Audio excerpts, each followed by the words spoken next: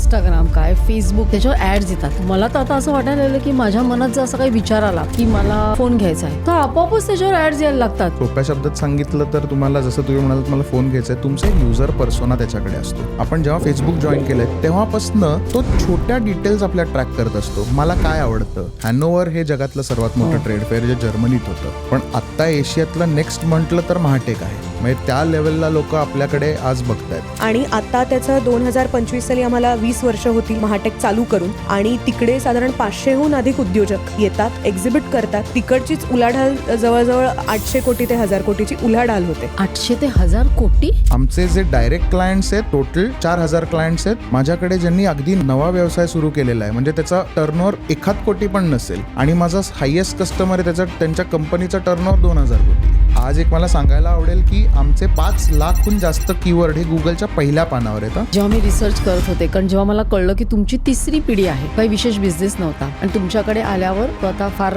मोठ्या प्रमाणात वाढलेला आहे. 2 वर्ष आधी तेच क्लायंट आमच्याबरोबर जॉईन झालेले आहेत. ते हीट एक्सचेंजर्स बनवतात, आणि पहिले त्यांनी चालू केला, त्यांनी हा विचारही केला नव्हता की असं काही माझ्या बिझनेसला होऊ शकतं. त्यांनी काय केलं, फार तर फार महाराष्ट्रात विकीन, गोव्यामध्ये विकीन, अगदी दिल्लीपर्यंत जाईल माझा प्रोडक्ट. पण 2 वर्ष आधी त्यांचा मला एक दिवशी फोन आला की सर माझा माल अमेरिकेला निघालाय, तू मला देश सांग, आपण तिथे काम करायचं. आता अगदी झिरो आहे, पण मला एंटरप्रेन्योर व्हायचं, तर तुम्ही कोणत्या प्रकारे मदत करणार?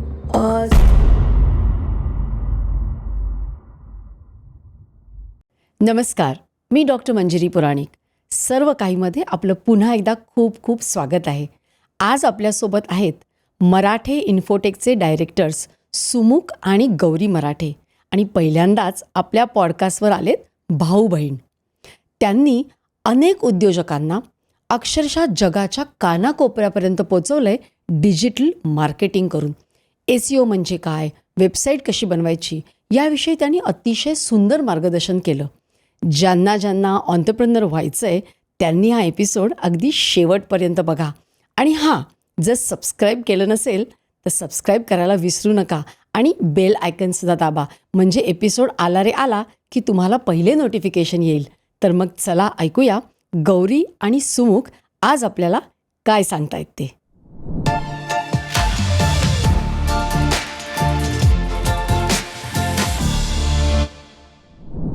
नमस्कार गौरी आणि सुमुख, तुमचं सर्व काहीमध्ये खूप खूप स्वागत आहे. थँक्यू. आज तुमच्याशी बोलायला ना मला खूप म्हणजे उत्कंठ आहे, कुतूहल आहे, मी खूप एक्सायटेड आहे. कारण तुम्ही दोघं यंग एंटरप्रेन्योर्स आहात, म्हणजे मराठीमध्ये तरुण उद्योजक. आणि एंटरप्रेन्योरशिप या शब्दाभोवतीनं असं खूप वलय आहे, आणि तुम्ही एवढ्या तरुण वयात तुम्ही फक्त एंटरप्रेन्योर्स नाही, तुम्ही फक्त उद्योजक नाही, तर तुम्ही उद्योजक निर्माण करताय, बरोबर आहे ना? हजारो लोकांना तुम्ही त्यांचा जो व्यवसाय आहे तो मोठा करायला मदत करताय. तर हे कसं करता? मराठी असून सुद्धा एवढा मोठा व्यवसाय, आणि लोकांना मोठं होण्यासाठी, त्यांचं स्वप्न साकार करण्यासाठी तुम्ही दोघंही, म्हणजे हाच तुमचा बिझनेस आहे नाही का? हो. तर गौरी मोठी आहे, त्यामुळे मी गौरीला हा पहिला प्रश्न विचारते. आमच्या कंपनीचं ना एक खूप छान ब्रीदवाक्य आहे, it says together we grow. आपण सगळे एकत्र ग्रो होऊया. Whether it's a small entrepreneur, whether it's a medium scale business, whether it's a large scale business, आपण एकत्र घेऊन चालू सगळ्यांना, आणि आपण एकत्र मोठं होऊया. सो हीच शिकवण बेसिकली 3rd gen असल्याने मला सुरुवातीपासून मिळालेली आहे. म्हणजे अगदी छोट्यातला छोटा एंटरप्रेन्योर असेल त्यालाही बरोबर घेऊन जाऊ, मोठ्यातला असेल त्यालाही बरोबर घेऊन जाऊ, आणि असं करत आपण पुढे ग्रो होऊया. हे माझ्याकरता जास्त एंटरप्रेन्योरशिप डिफाईन करतं, कारण माझ्या जन्मापासून टुगेदर वी गो हे माझ्याशी म्हणजे ब्रीदवाक्य जोडलं गेलेलं आहे. So that is what it is all about for me. Sumukh, मला सांग, आता तिने बोलता बोलता उल्लेख केला की 3rd gen म्हणून. येस, म्हणजे ही तुमची 3री पिढी आहे, आणि त्यातला तू आता यंगेस्ट आहेस, म्हणजे तू गौरीपेक्षाही लहान आहेस. येस. आणि तर कसं तुमचा हा वारसा चालत आला 3ऱ्या पिढीपर्यंत? म्हणजे आय थिंक आपण म्हणतो ना की ते एक वडिलांपासून मिळालेली देणगीच मी त्याला म्हणेन. की आजोबांना पहिले इच्छा झाली, आणि जसं तुम्ही म्हणालात की एक मराठी माणूस असून मला उद्योग करायचा आहे, I want to do my own business, असं आजोबांनी ठरवलं. आणि त्याच्यानंतर वेन ही स्टार्टेड, मग बाबांनी जॉईन केला बिझनेस. आम्ही दोघांचं अगदी असं म्हटलं तरी आम्हाला तो फ्रीडम होता की यू कॅन चूज. पण आजोबांनी सांगितलेलं तू कुठेही शिक, केवढेही, म्हणजे आता आमच्या दोघांकडे डबल मास्टर्स आहेत, तुम्ही कितीही शिका पण परत बिझनेसलाच यायचं आहे. आणि आय थिंक एक ओनरशिप हा जो प्रकार आहे तो एक लहानपणापासून आमच्यात डेव्हलप झालेला आहे. त्यामुळे पहिल्यापासून माझी पण हीच मानसिक माझं हेच होतं की काही झालं तरी मला बिझनेसच करायचा आहे, तो पुढेच चालवायचा आहे आणि तो ग्रो करायचा आहे. सो एक सबकॉन्शियसली तो थॉट होताच नेहमी.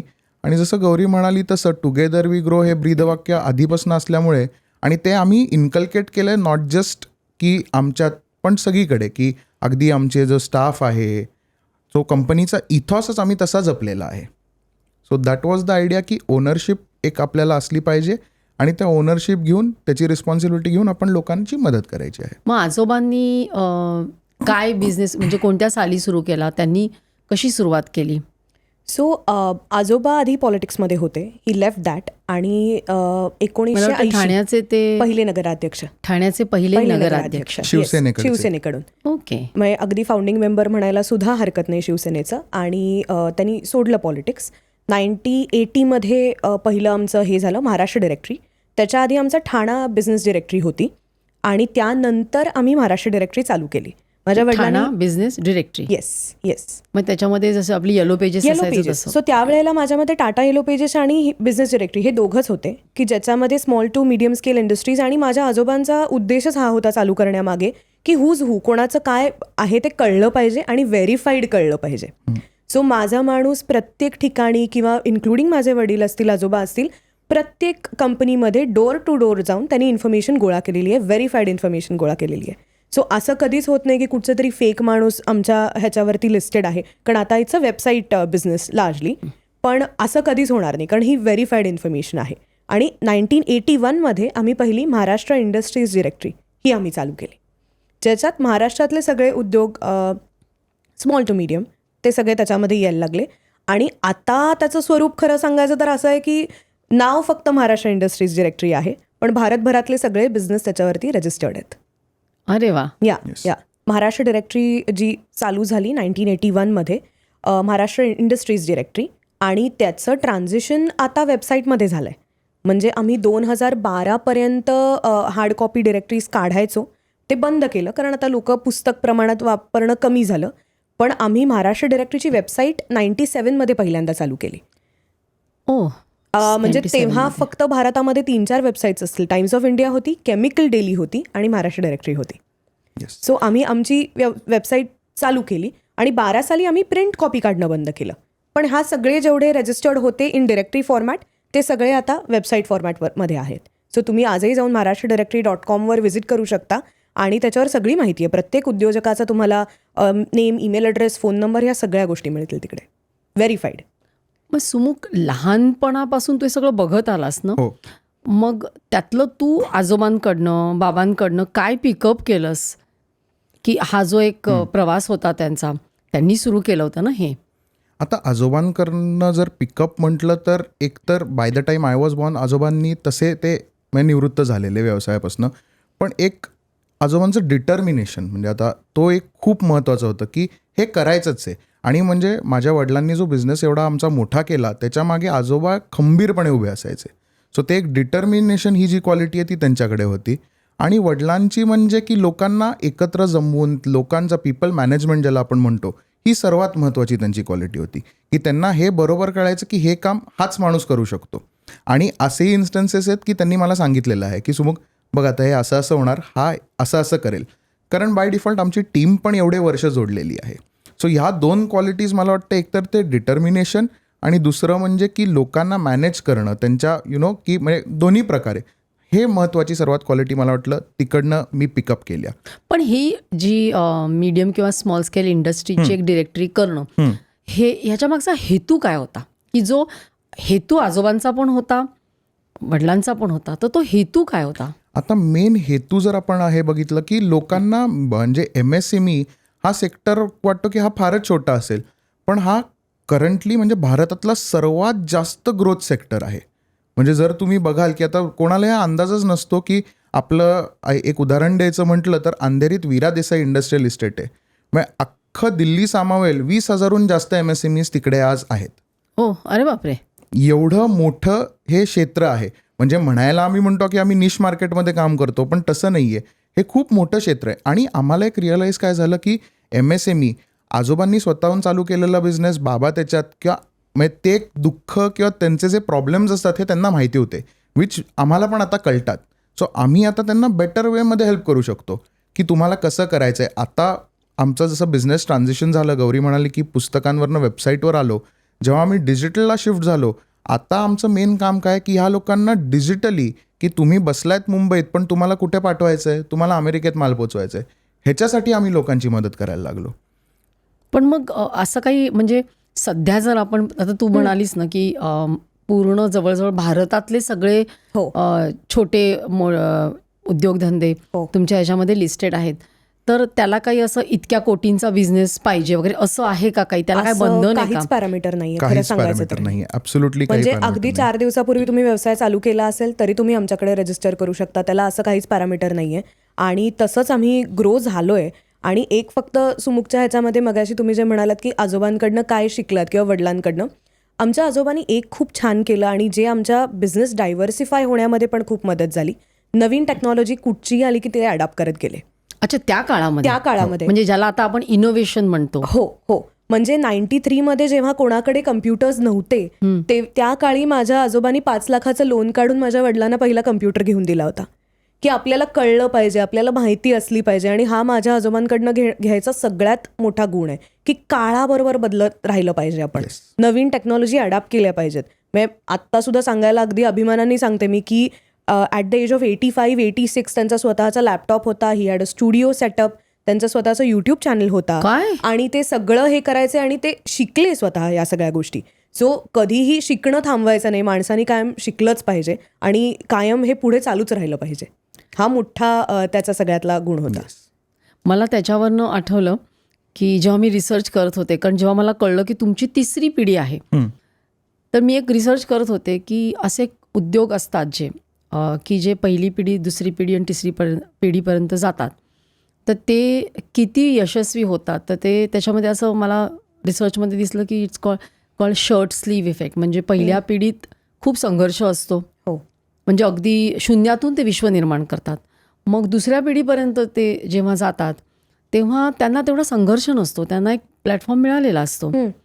आणि पण तो जो रेट असतो तो 30% असतो. आणि मग दुसऱ्यातून तिसरा जो असतो तो फक्त 12% असतो, कारण त्यांना खूपच आयतं मिळालेलं असतं किंवा कधीकधी त्यांना त्या विषयात रस नसतो. आणि मला कौतुक अशाचं वाटतं की तुम्ही तेवढ्याच जाणीवेनी, नेणीवेनी आणि तेवढ्याच समरसतेने हे पुढे नेलंय. तर मला तुला विचारायचं आहे समूह की हे जे इनोव्हेशन्स आहे ते तुला किती महत्त्वाचं वाटतं? हे सर्वातच महत्त्वाचं आहे. म्हणजे कुठच्याही बिझनेसमध्ये, असं नाही मी म्हणणार की फक्त आमच्याच बिझनेसमध्ये, जगातला आज सध्या जी गती चालू आहे, इनोव्हेशन म्हणजे तुम्ही त्या काळाबरोबर तुम्ही जगताय. म्हणजे आमच्या बिझनेसमध्ये आता आमचं जे स्पेशालिटी, आता मी जसं म्हटलं डिजिटल मार्केटिंग SEO आहे. आम्ही गुगल म्हणतो की आता म्हणजे आपण गुगलचं उदाहरण घेऊ, कारण हे जगातली सर्वात मोठी कंपनी आहे. की आपण सगळे म्हणतो 12 महिन्याचं आपलं वर्ष आहे, ते म्हणतात नाही आमचं 2 आठवड्याचंच आहे, कारण दुसऱ्या आठवड्याला काहीतरी इनोव्हेशन आलेलं असतं. म्हणजे एवढे टाइम्स फास्ट मूव्ह होत आहेत, तर तुम्हाला इनोव्हेटिव्ह राहायचंच आहे. म्हणजे आजच्या युगात जर तुम्हाला ऑन्ट्रप्रेन्योर, जसं तुम्ही मगाची विचारलं, जर तुम्हाला ऑन्ट्रप्रेन्योर बनायचं आहे, आय थिंक ही एक हायलाइटेड क्वालिटी असेल की इनोव्हेशन. आणि इनोव्हेशन म्हणजे लोकांच्या डोक्यात फक्त अरे टेक्नॉलॉजी नाही, तुम्ही बिझनेसमध्ये काही बदल करता, हे इनोव्हेशनच आहे माझ्या दृष्टीने. आणि तसंच असलं पाहिजे. म्हणजे एक स्टोरी सांगायला मला नक्की आवडेल. मी एका ज्वेलर्सबरोबर काम करत होते आणि असं व्हायचं की युजली US मधली जी राहणारी लोकं आहेत ती साधारण नोव्हेंबर, डिसेंबर, जानेवारी, भारतात सीझन छान असतो त्या ह्याच्यामध्ये भारतात येतात. आम्ही कॅम्पेन्स त्यांच्याबरोबर अशी प्लॅन केली होती की माणूस यायच्या आधी टार्गेट असा फोकस केला होता आम्ही की ती सगळी डिझाईन्स त्यांची जी नवीन आहेत ना, ती फक्त ॲड इथे बसून फक्त अमेरिकेतच दिसेल. सो माणूस इकडे यायच्या आधी त्याचं डिसाईड झालं असेल की मला या ज्वेलरकडनं हे डिझाईन घ्यायचं आहे आणि या गोष्टी करायच्यात. सो हे सुद्धा त्याच्यामध्ये म्हणजे ही खूप इंटरेस्टिंग स्टोरी होती. आणि त्यावेळेला आम्ही खूप अभ्यास केला होता ह्याचा की कधी लोक बघतात, काय पद्धतीचे डिझाईन्स आवडतात. मग त्या पद्धतीची डिझाईन्स केली होती, त्या पद्धतीचं ॲड कॅम्पेन्स आम्ही प्लॅन केली होती. सो हे सगळं भारतात यायच्या आधी सगळ्यांचं ठरवून रेडी होते की what designs I am going to purchase भारतात आल्यावरती. वा, हे खूप छान आहे. म्हणजे तुम्ही आधीच सगळी प्लॅनिंग केलं त्यांच्या हो, बिझनेसचं. हो. तर मला आता ह्याच्यामध्ये मला जरा थोडंसं खोलवर शिरायचं आहे की तुम्ही नुसती डिरेक्टरी करून नुसतं त्यांना एका प्लॅटफॉर्मवर आणून थांबत नाही. म्हणजे ते लिस्टिंग करून काय उपयोग नाही. तर तुम्ही त्यांना त्यांचा बिझनेस जो आहे, त्यांचा जो उद्योग आहे, तर तुम्ही त्यांना वेल्थ क्रिएशनला मदत करता. आणि तर ती एक्झॅक्टली तुम्ही कशी करता हे मला समजून घ्यायचं आहे. कारण आपले मराठी असे खूप म्हणजे आता जे प्रेक्षक आहेतच की त्यांना कोणाचे छोटे छोटे पण व्यवसाय असतात नाही का. आणि प्रत्येकाला आज जे तू ग्रोथ म्हणालीस ती हवी असते, तर ते तुम्ही कसं प्लॅनिंग करता? म्हणजे आता गौरीने जसं सांगितलं, डिरेक्टरी हे फक्त आमचं पोर्टल आहे. या पोर्टलवर तुम्ही येऊन एकमेकांशी कनेक्ट होऊ शकता की तुमचा हा बिझनेस आहे, माझा हा बिझनेस आहे, चला आपण कनेक्ट होऊया, आपण ट्रेड करू शकतो, we have a deal done. पुढे जाऊन त्याच्या आम्ही कसं केलं, आता गौरीने जसं सांगितलं की 97 साली जेव्हा आम्ही पहिली वेबसाईट बनवली, आम्हाला हे लक्षात आलं की आपण वाय नॉट, आपण आता स्वतःची आमची छान चालायला लागली, आपण लोकांच्या का नाही बनवत. मग आमचे जे जवळचे क्लायंट्स होते त्यांना आम्ही पिच करायला लागलो की तुमची वेबसाईट आम्ही बनवतो. त्या काळात म्हणजे असं होतं की अरे वेबसाईटवर कायच फायदा होईल, पण आज जी लोक तेव्हा वेबसाईट बनवलेत ना, ती सगळी म्हणतात की तेव्हा बनवलं ना की MID तुमच्यामुळे आम्ही वेबसाईट बनवली, खूप चांगलं काम केलं. वेबसाईट जेव्हा बनली, आता एक वेबसाईट बनते म्हणजे बऱ्याच लोकांना वाटतं की वेबसाईट बनवली झालं काम, चला आता आम्ही सुटलो, आमची वेबसाईट झाली, कोणी बघू शकतं. असं नसतं. त्या वेबसाईटच्या मागे आता जे सध्या टर्म एकदम फेमस होते, SEO, सर्च इंजिन ऑप्टिमायझेशन. हां, ते जरा सांग, कारण हल्ली सगळीकडे SEO असतं. हां, सो SEOचं सिम्पल शब्द काय, सर्च इंजिन ऑप्टिमायझेशन. म्हणजे आता गुगल हे जगातलं सर्वात मोठं सर्च इंजिन. सोप्या भाषेत अगदी समजवायचं की आज मला कुठेतरी जेवायला जायचं आहे, मी टाकतो की रेस्टॉरंट्स नियर मी, तर जी पहिल्या पानावरती नावं येतात, युज्युअली माणूस पहिल्या 3 पानाच्या पुढे जात नाही कोणी. मग तुम्हीही स्वतः कधी ट्राय केलं असेल तर आपण कधी 10 पानं 12 पानं नाही. सो पहिल्या 3 पानामध्ये ना की हां बाबा चला हे रेस्टॉरंट छान आहे, आपण इथे जाऊया. सो बेसिकली तेच झालं. आम्ही काय करतो, आम्ही MSMEसाठी करतो. MSMEज म्हणजे हे इंडस्ट्रियल मॅन्युफॅक्चरर्स असतात. सो तुम्ही काही त्याला कीवर्ड असं टर्मिनॉलॉजी आहे आमच्या टेक्निकल लँग्वेजमध्ये. सो तो कीवर्ड जर कोणी टाकला तर माझं काम असं आहे की तुम्हाला पहिल्या 3 पानांवर कसं आणून ठेवायचं. आणि बाय डिफॉल्ट त्या 3 पानं तुम्ही जसं म्हणालात की वेल्थ क्रिएशन कशी होते की आता आपण एखादा प्रोडक्ट घेऊ की MFI टेस्टर, म्हणजे हा प्लास्टिक मशीनला लागणार आहे, त्याच्यावर आमचे क्लायंट आहेत, त्यांचं जर नाव पहिले आलं, जो दिखता है वो बिकता है असं थोडं ते जे सेईंग आहे, त्यांना ती ते बघतात त्यांची वेबसाईट, अरे हाच मला प्रोडक्ट हवा होता, आणि सिम्पली ते त्यांना म्हणतात की चला मी तुमच्याकडनं विकत घ्यायला तयार आहे. झालं वेल्थ क्रिएशन. म्हणजे विदिन 10-15 सेकंड्स एक इन्क्वायरी आली आणि ती कन्वर्टही झालेली आहे. पण जस्ट डायल वगैरे असंच करतात ना? Just dial is similar to MID. हे त्यांचे ट्रेड प्लॅटफॉर्म्स आहेत. ही तुमची स्वतःची वेबसाईट आहे. म्हणजे MFI टेस्टर जर मी म्हटलं तर ही त्यांची स्वतःची वेबसाईट आहे. ॲग्रिगेटर्स म्हणजे जसं आता कुठचाही कीवर्ड सर्च केला तर इंडिया मार्ट येतं, महाराष्ट्र डिरेक्टरी येतं, जस्ट डायल येतं. हे आमचे कॉम्पिटिटर्स आहेत फॉर अदर सेगमेंट्स. बट आता आमचा कोर बिझनेस काय की तुमची वेबसाईट घेऊन तुम्हाला कसं प्रमोट करणं. म्हणजे आज एक मला सांगायला आवडेल की आमचे 5 लाखहून जास्त कीवर्ड हे गुगलच्या पहिल्या पानावर येतं. 5 lakh keywords on fun page any given day. म्हणजे तुम्ही कधीही बघितलं की मी तुम्हाला अशी लिस्ट शेअर करू शकतो की हे एवढे येणारच, नाही येणार असं शक्यच नाही आहे. आणि किती उद्योजकांनी किंवा किती फील्ड्समधले लोक तुमच्या डिरेक्टरीत आहेत? मेनली आपल्याकडे जे आहेत हे मॅन्युफॅक्चरर्स आहेत. MSMEज म्हणजे हे सगळे जे उद्योजक असे आहेत की जे स्वतः मॅन्युफॅक्चरिंग करतात. काही त्याच्यातले ट्रेडिंग करणारे आहेत. पण आता एक बदल असा झालेला आहे की खूप जास्त लोक स्वतः मॅन्युफॅक्चर करायला लागलेत. म्हणजे चायना असून सुद्धाही, कारण आता जो अँटी चायना थोडं मुवमेंट झाल्यामुळे लोक आता स्वतः मॅन्युफॅक्चर करतात. Made in India. आणि आत्ता म्हणजे तुम्ही असं जर म्हणालात तर आमच्या टोटल MID पोर्टलवर 1.25 ते 2 लाख कंपनीज आहेत which are verified. Day to day एक टीम आमची हेच काम करते की व्हेरिफिकेशन, की आलेलं आहे बरोबर आहे की नाही. म्हणजे that is the quality of data which we can provide. ते सोडून आमचे जे डायरेक्ट क्लायंट्स आहेत ते आमचे टोटल 4,000 क्लायंट्स आहेत. आणि आम्ही 10,000हून जास्त डोमेन्स एका दिवशी मेंटेन करतो. आणि त्या 10,000 डोमेन्स हे 5 लाख कीवर्ड हे गुगलच्या पहिल्या पानावर आहेत आज. तुम्ही जो म्हणालात वेल्थ क्रिएशन, हा जो आपला क्वेश्चन होता, त्याच्यामध्ये आम्ही अजून एक हे करतोय, आम्ही महाटेक म्हणून एक इंडस्ट्रियल एक्झिबिशन चालू केलं 2004 साली. एक आयडिया अशी होती की आपलेच सगळे उद्योजक आहेत, आपलीच लोक आहेत, अगेन टुगेदर वी ग्रो, त्या संकल्पनेतनंच हे ॲक्च्युली पुढे आलं. आणि आपणच एकमेकांना भेटूया, एक प्लॅटफॉर्म तयार करूया की तिकडेच चांगला बिझनेस किंवा ग्रोथ धंदा एक जनरेट होतो आणि तो पुढे वाढवता येईल. त्याच्यावरनं आम्ही महाटेक म्हणून प्युअरली बिझनेस एक्झिबिशन असं चालू केलं. महाटेकचा फुल फॉर्म काय? नाही, महाटेक हेच नाव आहे. महाराष्ट्राचे फक्त. हा, महाराष्ट्राचे, पण महा मोठं, टेक. ओ, महा grand. म्हणजे मोठं, मराठीतला महा. मराठीतला अच्छा, महा, हां. महाटेक टेक्नॉलॉजीतला. सो महाटेक हे चालू केलं आणि आता त्याचं 2025 साली आम्हाला 20 वर्ष होतील ॲक्च्युली महाटेक चालू करून. आणि तिकडे साधारण 500हून अधिक उद्योजक येतात, एक्झिबिट करतात आणि तिकडचीच उलाढाल जवळजवळ 800 कोटी ते 1000 कोटीची उलाढाल होते. 800 ते 1000 कोटी? हो, 4 दिवसात. 4 दिवसात. म्हणजे त्यांची ती अग्रीमेंट्स होतात की सेल होतात? ऍक्च्युअली सेल, ऍक्च्युअल सेल होतो. हो हो. आता त्याच्यातच एक उदाहरण मी सांगेन की आमचेच एक कस्टमर आहेत, ते गुजरातहून येतात दरवर्षी आणि आत्ता ह्यांच्या एका मशीनची किंमत साधारण CNC प्रेस बेरिंग मशीन म्हणतात त्याला, तर ह्या मशीनची साधारण किंमत एक 8 ते 10 लाख रुपये असते बेसिक सुरुवात मॉडेलचं. ते that can range up to 1 कोटीपर्यंत पण जाऊ शकते. महाटेकमुळे त्यांनी हे आम्हाला सांगितलं, महाटेकमुळे त्यांचं आज पुण्यात एवढं नाव झालं आहे की आज भोसरी MIDC म्हणजे जी पुण्यातली सर्वात मोठी MIDC आहे, तिकडे त्यांची ऑलमोस्ट एक फॅक्टरी सोडून त्यांचं मशीन आहे. किंवा अजून एक खूप छान सक्सेस स्टोरी ह्याच्यामध्ये अशी आहे की एक आमचे क्लायंट आहेत, ते घेऊन येतात मशिनरी आणि इथे विकायची याच ह्यानी ते येतात आणि ती विकलीही जाते. म्हणजे 3-4 दिवशी त्यांचं सोल्ड किंवा सोल्ड आउट असं लागलेलं असतं. सो यायचं आणि इथे विकून जायचं असा एक त्याचा उद्देशही आहे. म्हणजे त्या दुबईमध्ये असतात किंवा चायनामध्ये ट्रेड फेअर्स जे आपण म्हणतो, अगदीच तसंच तुम्ही करताय. म्हणजे तुम्ही ऐकलं असेल तर, आणि मला वाटतं प्रेक्षकांना माहिती असेल काही, की हॅनोवर हे जगातलं सर्वात मोठं ट्रेड फेअर जे जर्मनीत होतं. कॅन्टन हे सेकंड लार्जेस्ट जे चायनात होतं. पण आत्ता एशियातलं नेक्स्ट म्हटलं तर महाटेक आहे. म्हणजे त्या लेवलला लोक आपल्याकडे आज बघतायत. अरे वा. कारण 10,000 स्क्वेअर मीटरचं स्ट्रक्चर असतं पूर्णपणे, which is hoisted ground up. आणि हे 4 किंवा आता 8 पॅव्हिलियन यावर्षी AC पॅव्हिलियन असतात, फुल फ्लेजेड.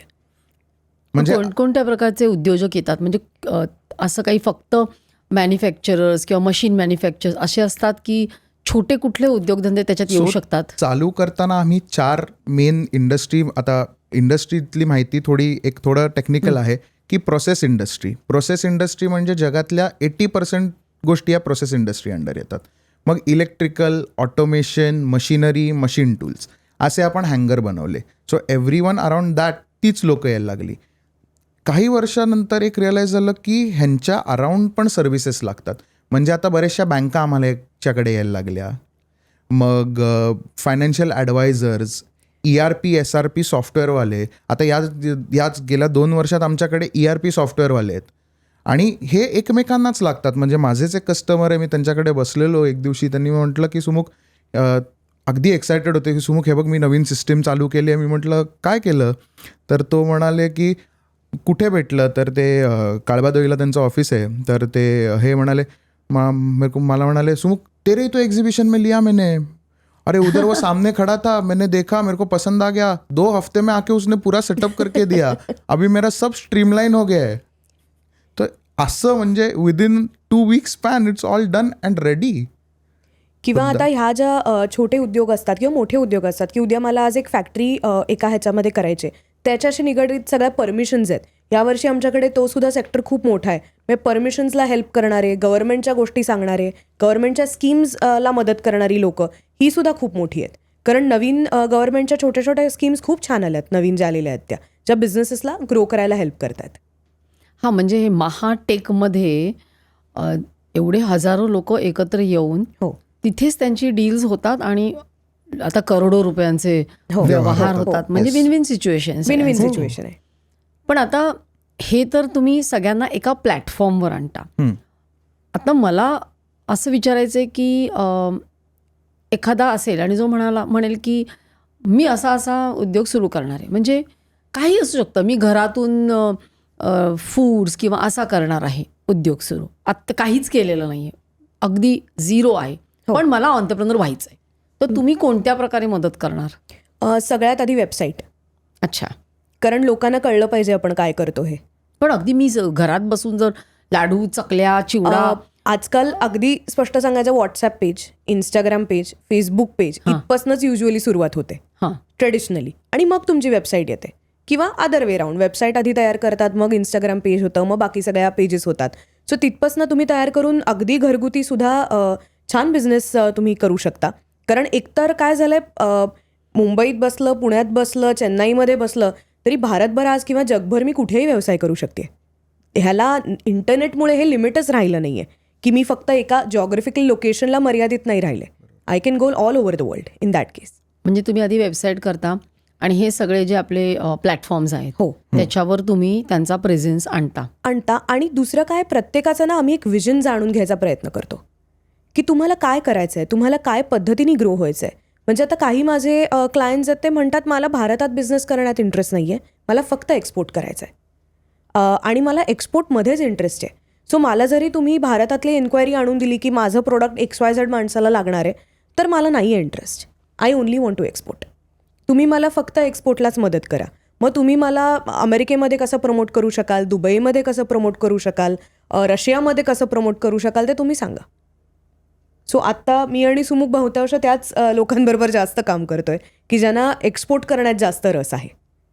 नाही, आणि थोडं एक जस्ट ॲड ऑन करतो की तुम्ही जसं म्हणालात आम्ही मदत काय करतो, आमची स्पेशलिटी काय जे बाकी कोण करत नाही आहे, आम्ही कस्टमायझेशन करतो. म्हणजे काय की आज म्हणजे एक असं आहे की आता लोक म्हणतात की अरे तुमच्याकडे एवढ्याच लेवलचे कस्टमर्स. म्हटलं असं नाही, माझ्याकडे ज्यांनी अगदी नवा व्यवसाय सुरू केलेला आहे, म्हणजे त्याचा टर्नओव्हर 1 कोटी पण नसेल, आणि माझा हायेस्ट कस्टमर आहे त्यांच्या कंपनीचा टर्नओव्हर 2000 कोटी आहे. आम्ही ह्या पूर्ण ब्रॉड म्हणजे 1 कोटी ते 2000 कोटी ह्याच्यात एवढी 4000 लोकांना आम्ही हे करू शकतोय, सर्व करू शकतोय.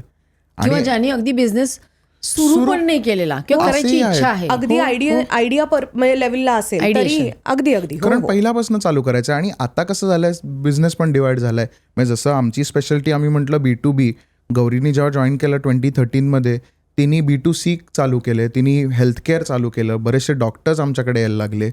आम्ही आता बरेचसे टूर्स अँड ट्रॅव्हल्स, रिसॉर्ट्सबरोबर कामं करतो. आणि म्हणजे मग कस्टमर बेस परत बदलतो, कारण हा कन्झ्युमर सेगमेंट झाली. मग त्यांच्यासाठी थोडं कॅम्पेन वेगळं होतं, जसं गौरी म्हणाली तसं. आता डॉक्टरांचं जर उदाहरण दिलं तर आमचे डॉक्टर होते ते लासिकवाले डॉक्टर होते. तर त्यांनी मला सांगितलेलं की सुमुख, मला माझं हायेस्ट म्हणजे जो माझं मार्केट आहे हे नवीन ब्राईड्स, तर कारण ज्यांचं लग्न होणार असतं, bride to be bride. So त्या म्हणाल्या की ऑक्टोबर, नोव्हेंबर, डिसेंबरमध्ये लग्न युजली असतात. सो ऑगस्ट, सप्टेंबरमध्ये लोक ऑपरेशन करायला की चष्मा नको. कस्टमायझेशन येतं अगदी येतं. आम्ही आता अजून एक करतोय, एका रिसॉर्टला प्रमोट करतोय गुहागरमधल्या. फॉर मीगर काही अमाऊंट त्यांनी आता भरपूर त्यांच्याकडे बिझनेस आलेला आहे. आणि ते अगदी तसं प्लॅनिंग असतं. त्याच्या मागचं सर्वात महत्वाचं आहे की प्लॅनिंग आणि स्ट्रॅटेजी. गौरी जसं म्हणाली मगाशी की थिंकिंग अहेड ऑफ टाइम, हेच इनोव्हेशन झालं आमच्या ह्याच्यात. किंवा डॉक्टर्सला मध्ये 1-2 आम्ही जे आता काम केलं होतं त्याच्यामध्ये मेडिकल टुरिझम हा खूप मोठा भाग आला होता. आणि मग इकडे येऊन तुम्ही अगदी लिटरली हॉटेल्सपासून, इंटरनेट कनेक्शनपासून सगळं मदत तुम्ही करू शकता. आणि आफ्रिकेवरनं इकडे नी अँड हिप सर्जरी करता लोक यायची. सो आम्ही पर्टिक्युलरली म्हणजे जे डॉक्टरांबरोबर आम्ही काम करत होतो ते त्याच्याकरताच आले होते की आम्हाला याच पद्धतीचं काम करायचं आहे आणि तुम्ही end to end solution complete. पण मग B2B आणि B2C हे दोन खूप वेगळे प्रकार आहेत ना. हो. मग ते B2B तुम्ही एक महाटेक भरवता आणि शिवाय तुमची डिरेक्टरी असते, आणि B2C म्हणजे तुम्ही त्यांना प्रमोट करता. तर म्हणजे ज्याला आपण टिपिकली डिजिटल मार्केटिंग म्हणतो, तर ते कसं करता तुम्ही? सो B2B आणि B2C दोन्हीचं आम्ही डिजिटल मार्केटिंग करतो. डिफरन्स एवढाच आहे की एक डायरेक्ट टू कन्झ्युमर आहे आणि एक बिझनेस टू बिझनेस आहे. आता B2B मध्ये जास्त उपयोग कुठच्या ह्याचा होतो, तो गुगलचा उपयोग होतो. कारण हे जे मशीन्स असतात की आता MFI टेस्टर किंवा CNC, हे कॉमन माणसाला कळत नाही. मग हे जे मी शब्द वापरतोय ते काहीच लोकांना कळेल, पण ज्याला ते माहिती आहे तो तसंच सर्च करणार आहे. मग गुगलमध्ये आम्ही म्हणतो कंटेंट आणि इंटेंट, म्हणजे ज्या इंटेन्शननी माणूस सर्च करतोय तो कंटेंट तुमच्या वेबसाईटमध्ये असला पाहिजे. जर उद्या मी बनवतोय CNC प्रेस बेरिंग मशीन पण मी कुठे मेन्शनच नाही केलं माझ्या वेबसाईटवर तर काय उपयोग आहे. सो B2B मध्ये काय होतं, SEOचा हा सर्वात जास्त वापर होतो. आणि B2C मध्ये आता जर ट्रेडिशनली असं झालं की इंस्टाग्रामनी खूपच बूम घेतलेलं आहे. सो आता लोक काय करतात, इवन बिफोर वेबसाईट बनवायच्या आधी स्वतःचं पेज बनवतात इंस्टाग्रामवर. मग आमचे काही कस्टमर्स आता आम्ही फक्त इन्स्टा पेजेस त्यांना पहिले देतो, पहिले वर्षभर फक्त इंस्टाग्राम करतो आणि मग इव्हेंच्युअली त्यांची वेबसाईट आय बिल्ड वुड करतो. पुट इट दिस वे की B2C हे जास्त कस्टमाइज करायला लागतं. कारण B2C असं आहे की तुम्ही कुठचा ऑडियन्स, तुमचा एज ग्रुप काय असणार आहे. म्हणजे 18 वर्षाची मुलं हा माझा एज ग्रुप आहे का, 25 वर्ष हा माझा एज ग्रुप आहे का, 40-45 वर्ष हा माझा एज ग्रुप आहे, त्याच्यावरती मी पूर्ण कस्टमाइज करते. सो B2C आणि B2C आणि B2B मध्ये हा जास्त डिफरन्स आहे. B2B मध्ये एवढं मायन्यूट लेवल कस्टमायझेशन युजली करायला लागत नाही. मग अशी कुठली एखादी अशी आव्हानात्मक अशी कुठली तरी एखादी केस आली, केस म्हणजे मी केस म्हणते डॉक्टर म्हणून, की अगदीच म्हणजे असं काही विशेष बिझनेस नव्हता आणि तुमच्याकडे आल्यावर तो आता फार मोठ्या प्रमाणात वाढलेला आहे, असं काही? हो, भरपूर आहेत. म्हणजे असं जर बघायला गेलो तर आता रिसेंटच मी सांगू शकीन, म्हणजे आता आम्ही मध्ये बेळगावला गेलेलो. 2 वर्ष आधी तेच क्लायंट आमच्याबरोबर जॉईन झालेले आहेत. ते हीट एक्सचेंजर्स बनवतात. हीट एक्सचेंजर एक इंडस्ट्रीमधला प्रकार असतो आणि पहिले त्यांनी चालू केला, त्यांनी हा विचारही केला नव्हता की असं काही माझ्या बिझनेसला होऊ शकतं. कारण बेळगाव MIDC मधनं बसून त्यांनी काय केलं, फार तर फार महाराष्ट्रात विकीन, गोव्यामध्ये विकीन, अगदी दिल्लीपर्यंत जाईल माझा प्रोडक्ट. पण 2 वर्ष आधी त्यांचा मला एक दिवशी फोन आला की सर माझा माल अमेरिकेला निघाला आहे सर.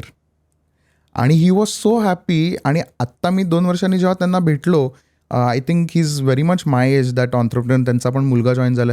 ही इज लाईक की सुमुख नाव only US. I don't even want to look. कारण मला तिथे भरपूर मार्जिन्स आहेत.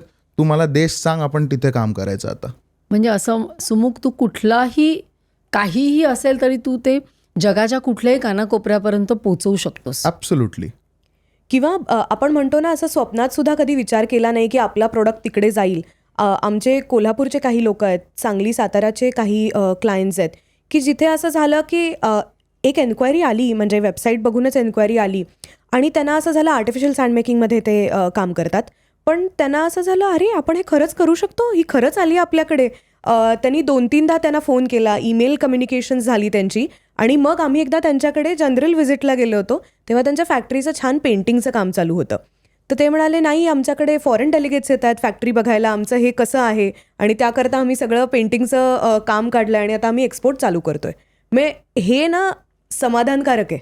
म्हणजे आपण केलेल्या कामाचं चीज अशा पद्धतीने समोर यावं, हे जास्त समाधानकारक आणि आहे. तेव्हाच आम्हाला ते आमचं जे ब्रीदवाक्य ना, टुगेदर वी ग्रो, त्याचं आम्हाला एक ते असं सफल झालं असं वाटतं. आता ह्याच क्लायंटचं जेव्हा त्यांनी काम चालू केलं माझ्या बाबांबरोबर, एक फॅक्टरी होती. आज त्यांच्या साताऱ्यामध्ये 5 फॅक्टरी आहेत.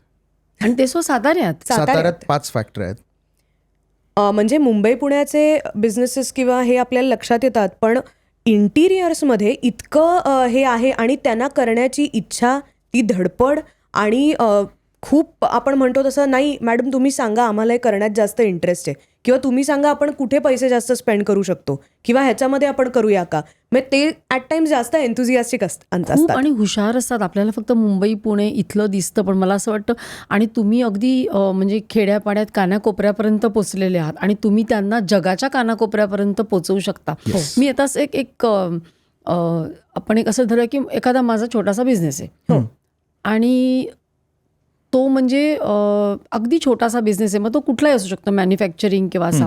आणि मग तो जर मला एका वेगळ्या लेवलला पोचवायचा आहे, तर जसं तू म्हटलंस तसं वेबसाईटनी सुरुवात करायची. मग मार्केटिंग तुम्ही कसं करता? म्हणजे आज मी सातारा सांगलीमध्ये काहीतरी बनवते, पण तुम्हाला पहिली गोष्ट कळतं कसं की हा असा कोणीतरी US मध्ये क्लायंट आहे की जो ते घेऊ शकतो, किंवा ते तुम्ही US म्हणा, आफ्रिका म्हणा, कुठेही ऑस्ट्रेलिया म्हणा, तुम्ही कसं पोचवता त्यांना?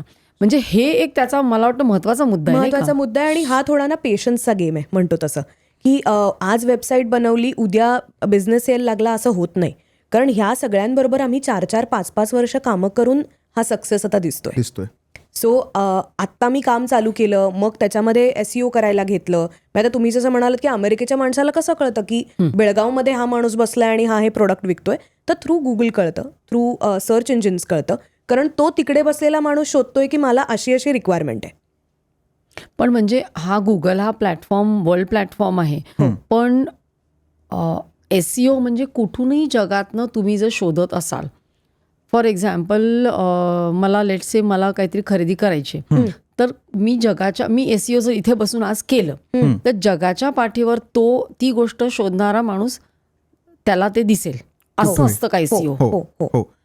इसेन्शियली SEO म्हणजे आता त्याच्यात मार्केटिंग तुम्ही म्हटलं तर 2 प्रकारचे आहेत, पुश मार्केटिंग आणि पुल मार्केटिंग. पुश मार्केटिंग म्हणजे काय होतं, जे जुन्या काळात करायचे, कोल्ड कॉलिंग, की अशी कंपनीची माझी इन्फॉर्मेशन आहे, मी हा प्रोडक्ट बनवतो. आम्ही काय करतो, याला पुल मार्केटिंग म्हणतो. म्हणजे काय, की सिम्पल गोष्ट आहे, तुम्हाला एखादी वस्तू हवी, जसं तुम्ही म्हणालात की इकडे बसून मी सर्च केलं की मला बाबा ही गोष्ट हवी आहे, आणि मग मला एक लिस्ट येते की अरे कोण ही गोष्ट बनवतं. मी त्यांची जेव्हा वेबसाईट जाऊन बघतो, मला दिसतं ओ येस दिस इज इंटरेस्टिंग, हे मला हवं आहे, आणि मग मी त्यांना एक इन्क्वायरी पाठवतो की माझी अशी रिक्वायरमेंट आहे.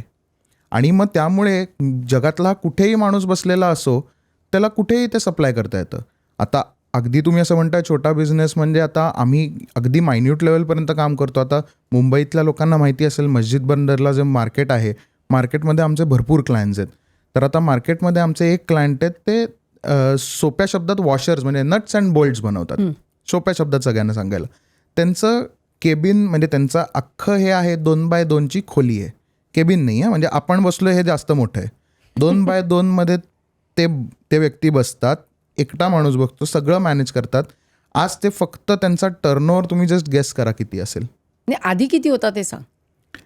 आधी अगदी ते फक्त कुठून सप्लाय करायचे, जेवढ्या लोकांना माहित होतं लोकली सप्लाय करायचे. म्हणजे डिजिटलला जेव्हा ते आले, त्यांचा 5x झाला. टुडे ते 5 कोटीचा वर्षाचा टर्नओव्हर करतात.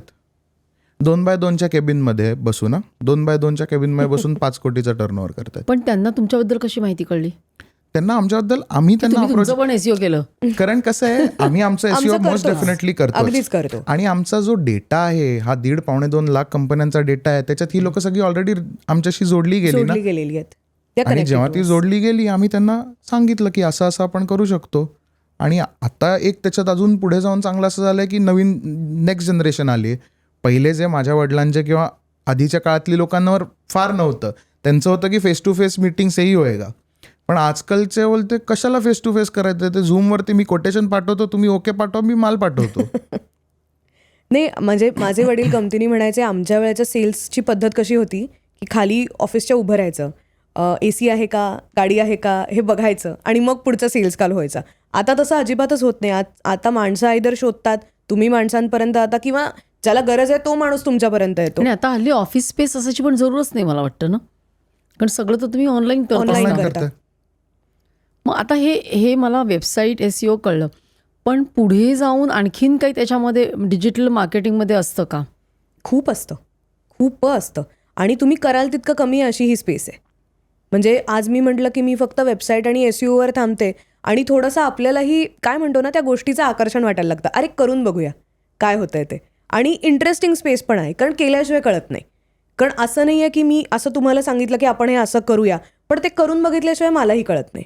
असंही त्याच्यामध्ये हे आहे की मला आता XYZ एक रिसॉर्ट आहे, त्याचं मला प्रमोट करायचं आहे, आणि मी आत्ता मे महिन्याची बुकिंग्स घेते त्याची फॉर एक्झाम्पल.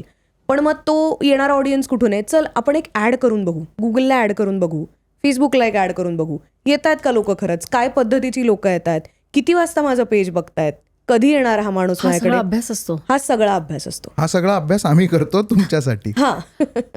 आणि हे सगळं करायला तुम्ही किती चार्ज करता, सहज विचारते, म्हणजे प्रेक्षक आपले बघत असतात, प्रत्येकाला आपला धंदा वाढवायचा असतो ना.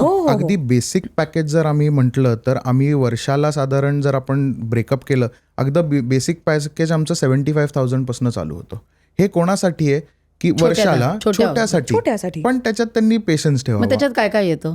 SEO एक साधी त्याची वेबसाईट 5-10 पानांची, आणि बेसिक काही नंबर ऑफ कीवर्ड्सनी त्याचं SEO. फक्त हे कसं आहे ना, मी म्हटलं तसं की हे ग्रो करण्याचं गोष्ट आहे. म्हणजे पहिल्या वर्षी मे बी तुम्ही माझ्याबरोबर काम केलं तर आपण XYZ गोष्टी केल्या, मग जरा वेबसाईट चांगली झाली, व्हिजिबिलिटी आली, वेबसाईटवर व्हिजिटर्स यायला लागले, मग आपण बाकीचं ग्रो करू शकतो. सो हा पेशन्सचा गेम आहे. मी मगाशी म्हटलं पेशन्स असलाच पाहिजे. म्हणजे माझ्याच एका कस्टमरनी आम्हाला सांगितलेलं की सुमुख, तुमचा बिझनेस इज अबाउट, प्रोडक्ट माझा आहे, पण what you are building for me is a perception. हे जो आपण दोघांनी मिळून ठरवलंय, आणि मी सर्वात महत्त्वाचा P माझ्याकडे इज पेशन्स. आणि तो त्यांनी आमच्यासाठी रेकॉर्ड करून आमच्या बऱ्याच कस्टमरपर्यंत त्यांनी स्वतःहून पोहोचवला. कारण हा पेशन्स असणं गरजेचं आहे की एकदा ती बिल्ड झाली ना, कारण ते प्रॉपर्टीसारखं आहे, तुम्ही हळूहळूच मजले वाढवत जाता. तुम्ही असं तर नाही होत की दुसऱ्या मिनिटाला हे होतं. आत्ता एक थोडं वाईट असं सांगण्याचं की क्विक कॉमर्स झाल्यामुळे हां, तेच I was coming to that. लोकांना असं झालंय की सुमुख पैसा दे दिया ना, कभी आएगा लीड. मी म्हणतो अहो सर, असं नाही होत.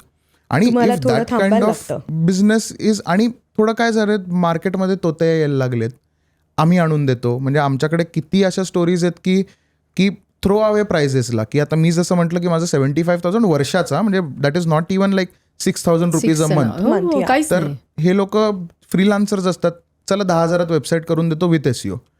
आणि लोक फसली आहेत. मला त्याचं वाईट वाटतं, कारण एवढ्या थ्रो अवे प्राइजेसला मिळतं, ते फसली जातात आणि मग ती अर्धवट वेबसाईट सोडलेली असते, तो माणूस निघूनच जातो आणि ते कम बॅक टू अस. मग the entire process again lengthens. किंवा आता मी बऱ्याच जणांबरोबर काम करते ज्यांना माहितीच नाही आमचं डोमेन कुठे आहे, काय कुठे आहे, कोणी माणसाने रजिस्टर केलंय. मग माझी टीम पहिले असं करते, सर आम्ही तुमच्याकरता आधी शोधतो, शोध मोहीम आधी चालू होते की कोणाकडे होतं, कुठच्या वर्षी होतं, तुम्ही किती पैसे त्याच्याकरता भरले होते, आणि मग ते सगळं झाल्यावरती ग्राउंड अप सगळं बिल्ड करायचं. पण मग आता आपण बघतो ना कंटिन्युअस, म्हणजे इंस्टाग्राम काय, फेसबुक ॲड, त्याच्यावर ॲड्स येतात. हो. म्हणजे मला तर आता असं वाटायला लागलं की माझ्या मनात जर असा काही विचार आला की मला फोन घ्यायचा आहे, तर आपोआपच त्याच्यावर ॲड्स यायला लागतात, हो, त्या AI मुळे किंवा अल्गोरिदममुळे. सो बेसिकली सोप्या शब्दात सांगितलं तर, तुम्हाला जसं तुम्ही म्हणालात मला फोन घ्यायचा आहे, तुमचा एक युजर पर्सोना त्याच्याकडे असतो. 2009 कोणाकडे मध्ये असतो तो? गुगल, फेसबुक आणि इंस्टाग्रामकडे. ओके. युजर पर्सोना म्हणजे काय, 2009 मध्ये मी किंवा तुम्ही, आपण जेव्हा फेसबुक जॉईन केलंय तेव्हापासनं तो छोट्या डिटेल्स आपल्या ट्रॅक करत असतो. मला काय आवडतं, आता फॉर एक्झाम्पल मला शूज आवडतात, तर त्याला माहिती आहे की ह्या माणसाला शूजची ॲड यायला पाहिजे, माझी दर चौथी ॲड इज अबाउट शूज. किंवा मला कॉफी आवडते तर मला त्याच्याच ॲड येतात. आणि ह्याच्याने तुमचा एक पर्सोना बनतो की ही व्यक्ती आहे, या व्यक्तीला काय काय ह्याच्या आवडी आहेत, काय काय ह्याचे डिसलाईक्स पण आहेत, तेही त्यांना माहिती असतं की ही ॲड ह्याला दाखवली ना कधीच वर्क होत नाही. किंवा तुम्ही एखादं काही आता just adding on to you काही सर्च करत असाल, एखाद्या हो. फ्लाईट तुम्ही सर्च करता युजली, आणि फ्लाईट सर्च केली की तुम्हाला सगळे, आज सिंगापूर एअरलाईन्सची ॲड आली, उद्या दुसऱ्या कंपनीची ॲड आली, परवा अजून कोणाची तरी ॲड आली. सो असे तुम्हाला यायला लागतात. सो तुम्ही सर्च काय करता ह्याच्यावरती matter पण करतं. मॅटर करतं. कारण तुमच्या कुकीज टॅप झालेले असतात ॲट द बॅकग्राऊंड. आता बऱ्याचशा देशांमध्ये त्या प्रायव्हसी पॉलिसीज आल्या. सो आता तुम्ही कधी वेबसाईटवर गेलात तर तिथे ऑप्शन येईल reject cookies or accept cookies. कारण पहिले असं व्हायचं की हे सगळा डेटा तो फेच करायचाच, की मला काय काय या माणसाचं जाणून घ्यायचं आहे, हे व्हायचं. आता ते मोर रिफाईंड झालेलं आहे, पण आता सगळ्यांचे पर्सोनाज बनलेले आहेत, त्यामुळे पण त्यांना आपण माहिती कधीतरी, मला असतं. असं आठवतं, मी कोणाशी तरी काहीतरी बोलत होते कशाविषयी तरी, हम्म. आणि मी उघडलं तर त्या ॲड्स यायला लागल्या. म्हणजे हे असं काहीतरी as if it is listening to me. Yeah. आता अगेन ते थोडं कॉन्स्पिरसी सारखंच म्हणायचं झालंय. तर, हां, कारण की लिस्निंग टू का, हे आम्हीही स्वतः एक्सपिरियन्स Experience केलेलं आहे, करतो, हो. की आम्हीही स्वतः एक्सपिरियन्स करतो. पण ते कधी असं एवढ्या डिटेलमध्ये होत असेल तर ते कॉमन माणसापर्यंत तर ती गोष्ट येणार नाहीये. हां. बट देर आर टूल्स, जसं एक रिमार्केटिंग नावाचं टूल आहे, गौरीने जे सांगितलं. म्हणजे सोप्या शब्दात सांगायला गेलं तर रिमार्केटिंग हा एक कोड तुमच्या वेबसाईटवर इम्प्लिमेंटेड असतो. म्हणजे पण ह्याचा फायदा काय असतो, हा माझाच युजर जो माझ्या वेबसाईटवर येऊन गेलाय, म्हणजे उद्या तुम्ही माझ्या वेबसाईटवर आला, तुम्ही काही खरेदी केली नाहीत, पण तुम्ही माझ्या वेबसाईटवर येऊन गेलायत, म्हणजे you have shown interest in my website. तो कोड असा ॲक्टिवेट होईल की तुम्ही नंतर कुठच्याही साईटवर जाल, जसं तुम्ही म्हणालात सोशल मीडियावर जाल किंवा तुम्हाला न्यूज वाचायची आवड आहे बाबा, टाइम्स ऑफ इंडियावर जाल, तर तिथे तो माझी ॲड देत राहील. आणि मग तुम्हाला असं होईल, हे अरे इलिगल आहे पण. ॲब्सोल्युटली दिस इज हे. किंवा आता अगदी आपल्या बायकांचा आवडीचा विषय शॉपिंग, आपण काहीतरी Shopping, हो, सर्च हो, करतो हो. किंवा एखाद्या शॉपिंग वेबसाईटला जातो. मी एखादी बॅग बघितली, एखादा टॉप बघितला, तो मला घेण्यात इंटरेस्ट आहे, पण मी दुसऱ्याच्या वेबसाईटला जाते ना, तिथे मला तोच दिसत राहतो सारखा. सो हे जे मार्केटिंग आहे की they keep on bombarding you की अरे नाही तू विकत घे, अरे नाही तू विकत घे, हो. आणि मग इव्हेंच्युअली जाऊन आपण विचार करतो अरे घेऊया विकत आता. मग बरेच वेळा असं होतं ना की हे पुस्तक मी बघतो की आता मागवतो ॲमेझॉनवरनं, कधीतरी मागवीन, पण ते येत राहतं आणि मी विसरून जातो ॲट द बॅक ऑफ. पण नंतर माझ्या परत ते समोर आलं की तर मग अरे मी येस, नक्की मला घेतो. मागवायचंच आहे. आणि लिगल काय, कारण तुम्ही अशा कुठच्या युजरला टॅप नाही करत आहात, तुम्ही कोणाकडे बघताय जो ज्याच्यात तुमच्या तुम्ही वेबसाईटवर interest येऊन दाखवलाय. गेलाय, ज्याच्यात ऍक्च्युली तुम्हाला इंटरेस्ट आहे. या ज्या जगभरातल्या मोठ्या हॉटेल चेन्स आहेत, हे टूल हे खूप छान पद्धतीने वापरतात त्यांच्याकडे युजर परत खेचून आणण्याकरता. कारण हॉटेल असं आहे, मी बघते, मी रूम्स पण टाकते, मी किती दिवस राहणार आहोत तेही त्याच्यामध्ये ॲड करते, मी त्याची प्राईजही बघते. पण ओके, आज एवढी प्राईज आहे का, थोड्या दिवसांनी जरा परत बघू, असं होतं. आणि मग जेव्हा मला तीच ॲड परत दिसायला लागते, मी जाऊन बुक करते. पण मी अजून एक बघितलंय वेगवेगळ्या डिव्हाइसेसवर हो. वेगवेगळे प्राइसिंग, म्हणजे अगदी एअरफेअर्स पण वेगळी असतात. हो हो आपण बुक करायला गेलं तर इथे काहीतरी एक दाखवतं, दुसऱ्या ह्याच्यावरनं परत वेगळं काहीतरी दाखवतं. तर हे सगळं I don't know how true is this, पण जेवढा रिसर्च सांगतो की वीकेंडला लोक जास्त बुक करतात फ्लाईट्स, त्यामुळे शनिवार, रविवार, सोमवार हे एअरलाईनचे रेट वेगळे असतात आणि मंगळवारपासून वेगळे पण असतात असं त्यांनी म्हटलं हिडन जातं. ठेवलेलं नाहीये, फक्त ते असं सांगतात की आम्ही डायनामिक प्राइसिंग अप्लाय करतो. हां, सो यू टेक इट, तुम्हाला जसं घ्यायचं. म्हणजे तिकीट काढायचं असेल तर, विमानाचं तिकीट काढायचं असेल तर ते मंगळवार, बुधवार, गुरुवारी काढावं. मंगळवार, बुधवार, गुरुवार. आणि वेळ कुठली? वेळ नाहीये, दुपारची. दुपारची. म्हणजे आम्हाला तरी दॅट हॅज वर्क, होय, हे personal experience. But dynamic pricing हा प्रकार असतोच, आहे. कुठेही असतो. ते पण असं रिमार्केटिंग किंवा असं करत असतात. वापरतात. सगळे Yes, tools वापरतात. सगळे टूल वापरतात. आणि गुगल सध्या म्हणजे म्हटलं तर ते बादशाह आहेत, कारण जगातलं सगळी हालचाल सगळी त्यांच्या थ्रूच होते. त्यामुळे त्यांचे जे टूल्स म्हणजे आहेत, गुगलचं मी तुला ऍड करते एक त्याच्यामध्ये, जगभरातलं जे डिस्प्ले किंवा आपण काय म्हणतो ई मार्केटिंग हा जो प्रकार आहे, 90% शेअर हा गुगलचा आहे. 10% शेअर हा याहू किंवा बाकीचे सगळे जे मीडियम्स आहेत त्यांचा आहे. सो 90% शेअर म्हणजे गुगलला रोज किती पैसे मिळतात हे तुम्ही इमॅजिन करू शकता. आणि गुगल स्वतःच आता म्हणतं की first largest search engine is Google, after that it is YouTube, second largest search engine is तेच आहे युट्यूब. ते. एक्झॅक्टली. सो 90% ई मार्केटिंगचा जगभरातला शेअर म्हणजे रोज, आता आमची एक कंपनी झाली खरं सांगायचं झालं तर, पण रोज अशा हजारो लाखोनी कंपनीज गुगलवरती ऍड करतात. त्याच्यामध्ये गुगलला किती पैसे मिळत असतील हे आपण विचारच करू शकत नाही. आणि अजून गुगलला कोणी असा त्यांच्या एवढा उभा नाही राहिलेला, नाही. त्या सर्च इंजिन एवढा. नाही. पण मग फेसबुक आणि इंस्टाग्रामवर पण तुम्ही ऍड करत असाल ना मार्केटिंग, ते कसं होतं आता मग? ऍड्स मी जसं म्हटलं 2 प्रकारचे असतात. गुगल ऍड्स म्हणजे तुम्हाला कॉमनली लोकांना हा शब्द माहिती असेल, पीपीसी म्हणजे काय, पे पर क्लिक. म्हणजे मी एखादी वस्तू सर्च केली की मला टी शर्टच्या 10 ॲड आल्या, मी एकदा क्लिक केलं तर काही पैसे गुगलला जाणार आहेत त्याच्यातले. पण हे झालं गुगलवर. हां. पण मी इंस्टाग्रामवर काय टी शर्टसाठी जात नाही. इंस्टाग्रामवर ज्या ॲड्स होतात त्या पण होतात, त्याला वेगळं म्हणतात, that is also PPC. Same concept दोघांचा सेमच आहे. इंस्टाग्रामवर मी काही ॲड करू शकतो, मला जे विकायचं आहे as a product I can give ad of it. Instagram मला अलाउ काय करतं, मी जसं तुम्हाला म्हटलं की पर्सोना, उद्या मी बाबा हा कप विकत असेल आणि मला माहिती आहे की तुम्हाला त्याच्यात इंटरेस्ट असेल किंवा गौरीला त्याच्यात इंटरेस्ट असेल, तरच मी ते ॲड तुम्हाला इंटरेस्ट ॲड बेस्ड दाखवणार. ऍडव्हर्टायझिंग. माझी ॲड अशी पण फुकट नाही जायला पाहिजे की कोणालाही दिसते. हां, मग इम्प्रेशन्स लाखो येणार, पण मला माहिती आहे की त्या इम्प्रेशन्सवर एवढीच नंबर ऑफ लोक क्लिक करणार आहेत. तुम्ही काय प्रकारचा ऑडियन्स टार्गेट करता ह्याच्यामध्ये सगळ्यात जास्त महत्वाचं आहे. आणि बरंच एक लोकांना पडतं की अरे नाही वो गलत इसको दिखाएंगे क्या ॲड. तसं नाही, त्यांना पैसे कसे मिळणार, जर पे पर क्लिक आहे ना. जर मी एखाद्या माणसाला ॲड दाखवली, फेसबुक माझ्याकडनं 500 रुपये फॉर एक्झाम्पल घेतोय. 500 रुपये कधी घेतोय, जर तेवढ्या नंबर ऑफ क्लिक्स त्यांनी मला जनरेट करून दिल्या तरच 500 रुपये तो घेईल. किंवा आता जसं आपण म्हणतो हे इंटरेस्ट बेस्ड ॲडव्हर्टायझिंगचा सध्या ट्रेंड खूप आहे की काय, मग आता गौरी आहे तर गौरीला काय बाबा गोष्टी आवडतात, जसं मगाशी सुमुख म्हणाला तसं तुमचं टॅपिंग होत असतं, काय प्रकारचं सर्च करते, पुस्तकं आवडतात का, फिरायला आवडतं का, अजून काही आवडतं का. किंवा आता जसं मी एक आई आहे आणि मी मुलीकरता जेव्हा काही गोष्टी बघते तर हे आता मॉम इन्फ्लुएन्सर्स आहेत किंवा ही बाकीची सगळी जी ॲड्स आहेत त्या इतक्या यायला लागतात त्याच्याशी निगडीत लगेच. म्हणजे मी एकच ड्रेस बघितला मुलीकरता तर तशा 10 कंपनीजच्या ॲड मला दिसायला लागतात. मॅम स्पॉइल्ड फॉर चॉईस असं होतं. आता मी एक सिम्पल, सपोज मी एक लेट्स से मी योगा शिकवते, एकदम बेसिक, किंवा कुठले गाणे शिकवते किंवा काही, आणि मी तुमच्याकडे आले की मला मी हे करते, ह्याला ऑन्टरप्रेनर म्हणायचं की नाही तुम्ही ठरवायचं, तर तुम्ही मला कसं मदत कराल की माझे क्लासेस आहेत सपोज अगदी बेसिक, तर तुम्ही मला कसे या बाबतीत मदत कराल, मला खर्च किती येईल आणि मी एक्स अमाऊंट ऑफ पैसे टाकले तर मला किती त्याच्यातनं मिळणार, असं तुम्ही अगदी छोटासा एक आता म्हणतात तसा हा बिझनेस पण होऊ शकतो याचा, नाही का? आपल्याकडे बरेच आमचे रिसर्चेस, आमच्याकडे याच्या सगळ्याचे मेट्रिक्स असतात. ओके. सो एक तुम्ही मला सर्टन एक गोष्ट सांगितलीत की फॉर एक्झाम्पल आता योगा क्लासेस घेऊ, मी थोडासा त्याच्यावर रिसर्च करून I will get back to you, म्हणून मी म्हटलं आमचं कस्टमायझेशनवर आहे की तुम्ही एवढा X रुपया खर्च करा की तुम्हाला त्याच्यातनं एवढा बेनिफिट होईल. किंवा तुमचं टार्गेट ऑडियन्स काय?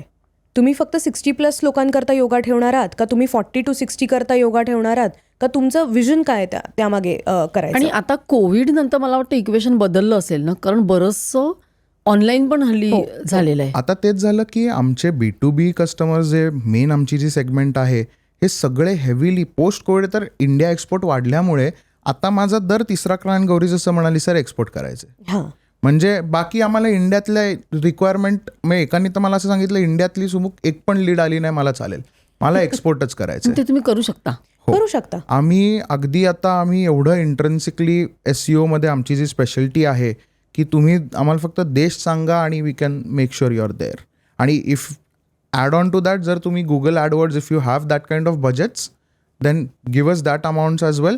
आम्ही ते तुम्हाला आणि राईटली आम्ही अलोकेट करून देतो. असं नाही की काय कुठे की आता लाखभर जर मला कोणी दिले की सुमुक लाखभर तू अलोकेट कर. I will essentially allocate it as per your requirement. मी एक इंटरेस्टिंग हे सुमुकच्या ह्याच्यात ॲड करते.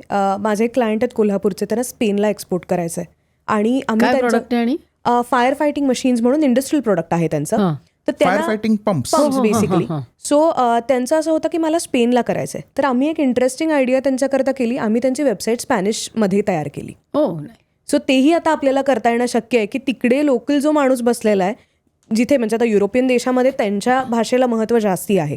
सो त्या भाषेमध्ये अख्खी वेबसाईट त्याला दिसेल, प्रोडक्ट नॉलेज त्याला त्याच्या भाषेमध्ये मिळेल आणि हे इतकं सोपं झालेलं आहे. सो या लेवलचं कस्टमायझेशनही आता आपल्याला करता येतं. आणि ती वेबसाईट म्हणजे अशी नाही की फक्त ट्रान्सलेटेड आहे, word to word properly translate करून it has been built as an entirely new website. त्याचं सेपरेट SEOही होतं. हो हो. म्हणजे आता त्याच क्लायंटचे साधारण 1200 का 1300 कीवर्ड इंग्लिश वेबसाईटचे पहिल्या पानावर आहेत जे जगभरात दिसतातच. पण ह्या स्पॅनिश त्यांची पुढे जाऊन त्याला ती एवढी आयडिया आवडली आम्ही त्यांची 10 डोमेन्स केली. Spanish, Polish, German, Arabic. आणि अरेबिक वॉज सर्वात टफेस्ट कारण सगळं उलटं होतं. हो पण तेही आम्ही त्यांना करून दिलेलं आहे. सो या लेवलचं सुद्धा कस्टमायझेशन आता होणं अगदी पॉसिबल आहे आणि लोक विचार करतायत त्या पद्धतीने की अरे मला हे करायचं आहे तर मग मला तिथे बिझनेस करायचा असेल तर मला या गोष्टींचा विचार करायला हवा. म्हणजे मग मला त्या माणसाच्या भाषेमध्ये लोकल लँग्वेजमध्ये आपण म्हणतो असं कम्युनिकेट करता येईल. म्हणजे तुम्ही तुमचं कुठलंही प्रॉडक्ट असेल तर ते जगाच्या कानाकोपऱ्यात तुम्ही कुठेही ते विकू शकता. अगदी Absolutely. अगदी. पण जर माझा एक असा उद्योग आहे की जो आहे एस्टॅब्लिश्डच आहे, हो पण मला तो आता 10x ला न्यायचा आहे, हो हो. तर ते तुम्ही कसं करता? म्हणजे हे वेबसाईट केली, SEO केली, पण पुढे काय मग? जसं सुमुख म्हणाला तसं कस्टमायझेशन कुठे येतं की मला 10x करायचं असेल की तर तुझी विजन काय आहे त्याच्यामध्ये. आम्ही सगळ्यात जास्त आम्ही त्या माणसाला आधी समजून घ्यायचा प्रयत्न करतो की त्याची विजन काय, त्याच्या कंपनीची विजन काय, जेणेकरून आमच्या टीमलाही आम्हाला समजवायला ते सोपं जातं आणि अख्खी टीम त्या पद्धतीने मग काम करायला लागते. आणि बऱ्याच लोकांना आम्ही आता ते इन्कल्केट करायला लागलो. माझं मार्केटिंग बजेट आहे तर मी म्हटलं तुम्ही काही बजेट हे डिजिटल मार्केटिंगला अलोकेट केलं पाहिजे. आणि आता लोकांना ते कळायला लागलं की yes this is the future of marketing. त्यामुळे बरेच लोक आम्हाला ते बजेट्स अलोकेट करतात. आणि तेव्हा हे होतं मग आमच्याकडे भरपूर अव्हेन्यूज होतात. गुगल PPC झालं, फेसबुकवरनं ऍड झाली, आणि डिजिटलचा सगळ्यात मोठा फायदा असा आहे की आज सुद्धा मी पेपरला छोट्यातली छोटी ऍड द्यायची झाली तरी जो माझा स्पेंड होतो त्या कम्पॅरिझनमध्ये मी इथे 500 रुपये स्पेंड केले तरी माझं काम होणार आहे. I don't have to spend thousands of rupees all the time to advertise my business. म्हणजे पूर्वीसारखं पेपरात ॲड देणं, बिलबोर्ड लावणं, हां ते आता गेलं का? गेलं असं नाही आहे, खरं दोन्ही चालू आहे अगदी खरं सांगायचं झालं तर. पण ह्याच्यावरती मला जो आउटपुट मिळणार आहे किंवा माझ्याकडे येणारा जो क्लायंट आहे त्याची प्रोबॅबिलिटी जास्ती आहे. आणि दोन्ही हँड इन हँड गेलं पाहिजे. म्हणजे तुमचं जे फिजिकल ॲडव्हर्टायझिंग किंवा तुम्ही हे जे करताय तेवढंच तुम्ही डिजिटलला पण हे दिलं पाहिजे.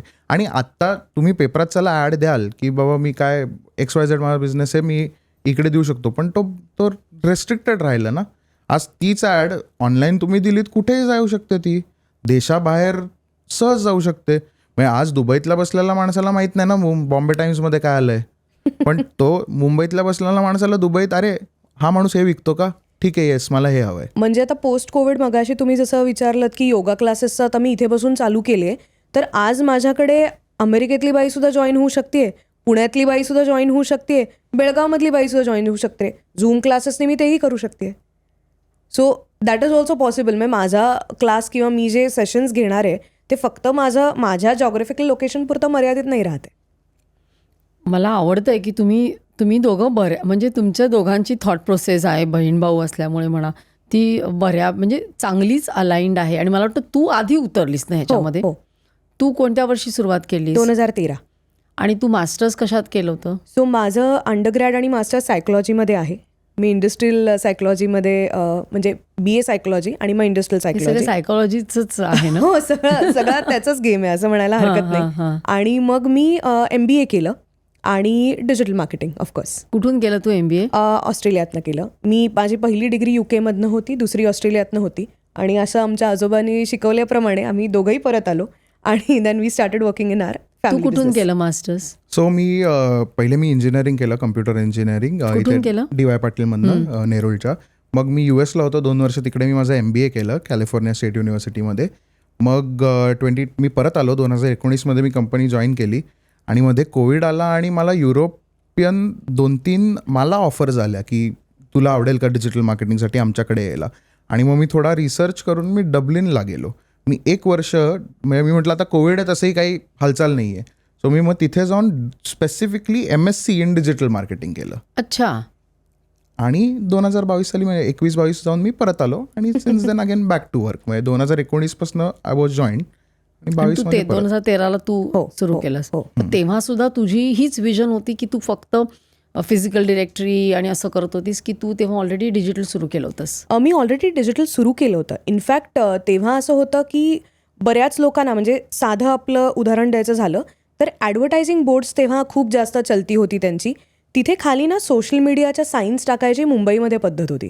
पुण्यामध्ये जेव्हा मी माझ्या क्लायंट्सला ही आयडिया पिच, नाही इथे असं चालत नाही, मग इथे आम्ही टाकत नाही, असा ट्रेंड होता. आणि आता जो येतोय तो तेच करतोय असं आहे. आणि मी 2013 साली जेव्हा जॉईन केलं, मी कन्झ्युमर बरोबर जास्त काम करायला सुरू केलं B2C मध्ये. म्हणजे आता डॉक्टर्स झाले किंवा बँक्स झाल्या, काही बँकांबरोबर आम्ही काम चांगल्यापैकी मी करत होते. म्हणजे अजूनही चालू आहे म्हणतो तसं. टुरिझम कंपनीज झाल्या. सो या सगळ्यांबरोबर मी त्यानंतर काम सुरू केलं. आणि ऑफकोर्स जे इंडस्ट्रियल क्लायंट्स आहेत ते आहेच आहेत. मग तुमच्यामध्ये कामाचं डिव्हिजन कसं असतं?